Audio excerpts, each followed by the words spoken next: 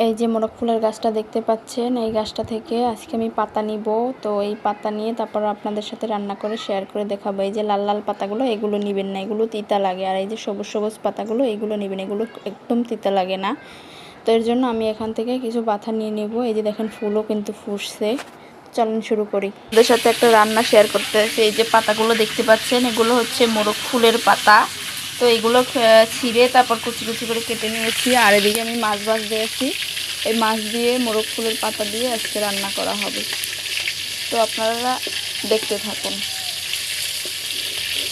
খেতে খুবই মজাদার হয় মোরগ ফুলের পাতা দিয়ে মাছ দিয়ে রান্না করা।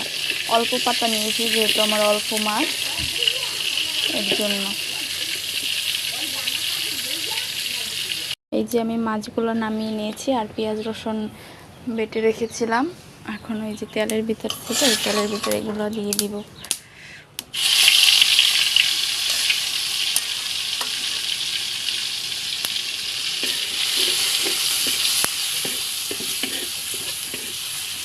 মশলাগুলো দিয়ে কষিয়ে নিব।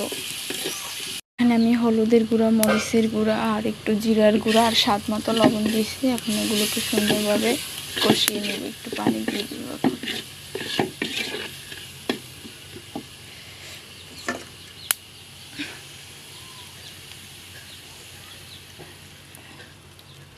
এখন এগুলোকে সুন্দরভাবে কষিয়ে নিব। এই যে আমার প্রায় কষানো শেষ মশলাটা, এখন আমি পানি দিয়ে দিব।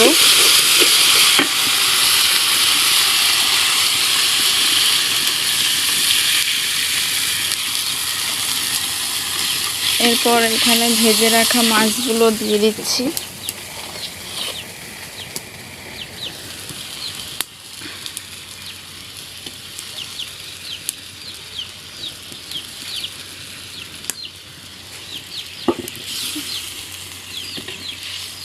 ভেজে রাখা মাছগুলো দিয়ে দিলাম।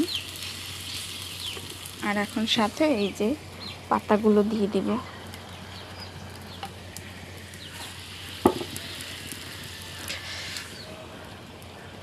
পাতাটা খেতে খুবই মজা লাগে এই রান্নাটা।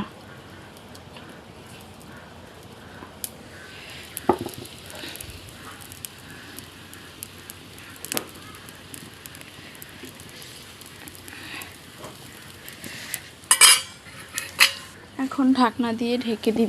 এই যে আমার রান্নাটা কিন্তু প্রায় শেষ পর্যায়ে। এই যে পাতাগুলো দেখতেই পাচ্ছেন একদম সেদ্ধ হয়ে মলিন হয়ে গেছে। এই যে দেখুন, এই যে পাতাগুলো। এখন আমি এটাকে নামিয়ে নিব।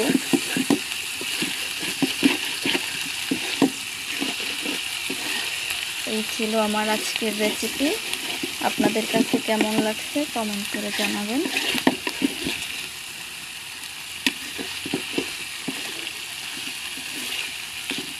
এই যে আমার ফাইনালি মোরগ ফুলের রান্নার রেসিপি। তো কেমন হলো?